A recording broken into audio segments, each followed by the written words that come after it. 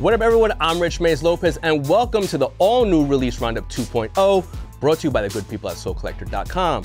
We're switching things up this season, and instead of just focusing on sneaker releases, we're taking a look at some of the top news stories. We'll bring you an inside look at the people and places behind all the things that you cop, and we're ranking the top sneaker releases of each week. We hope that you like the new vibe of Release Roundup 2.0, and if you don't, I'm sure you'll let us know in the comments anyway.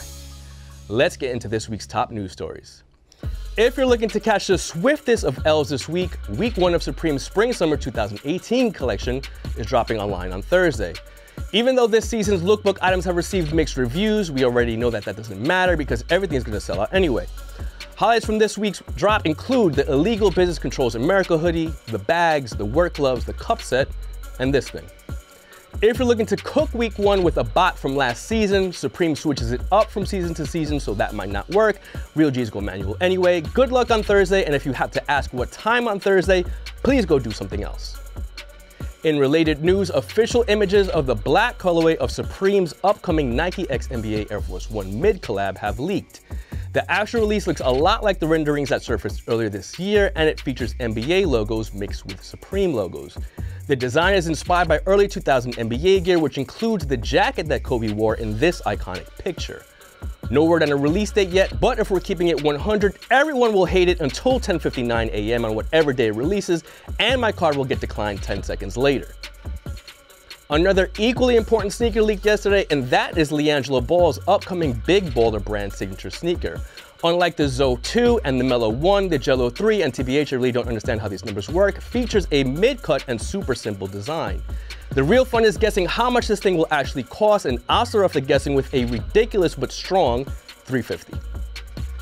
And now for the most important news of the week.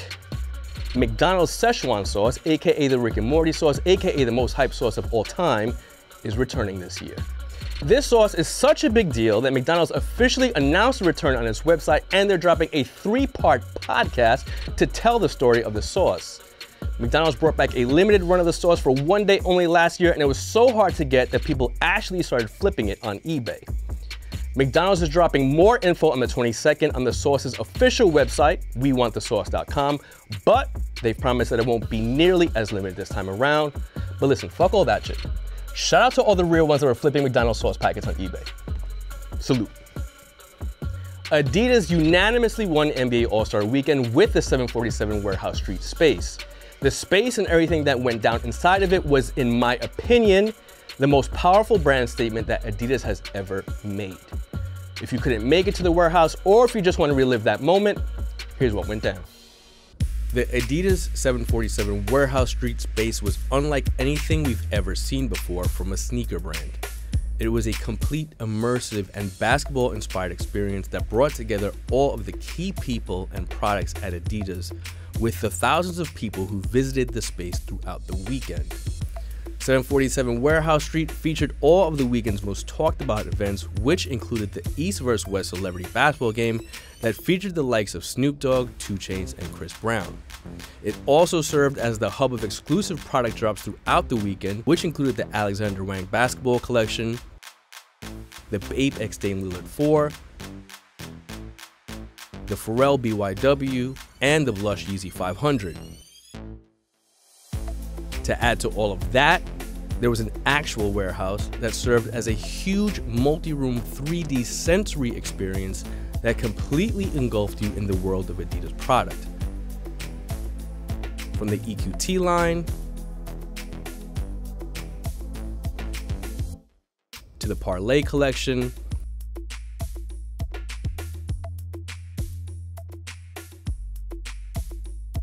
to an actual Adidas Speed Factory,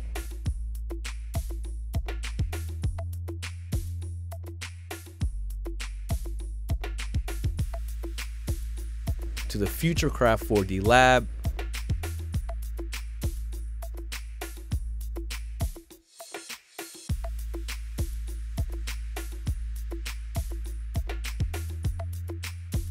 to James Harden's Volume 2,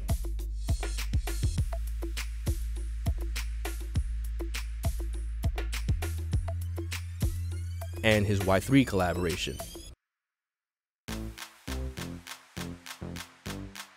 And if all that wasn't enough, 747 Warehouse Street was also a music festival. The performance lineup featured the likes of Lil Uzi, Pusha T, NERD, Childish Gambino, Kid Cudi, and Kanye West.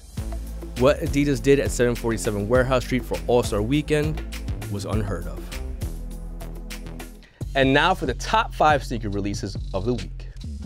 Coming in at number 5, the Vans X Spongebob collection, which drops on the 24th, with retail prices ranging from $40 to $136.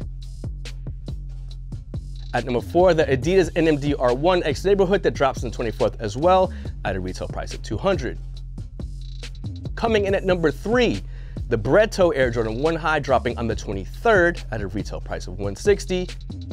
At number 2, the Gundam Air Max 98 dropping on the 24th at a retail price of $160. And the number 1 release of the week, the Holi Festival Blank Canvas Adidas UNMD by Pharrell, which is dropping on the 23rd at a retail price of $250.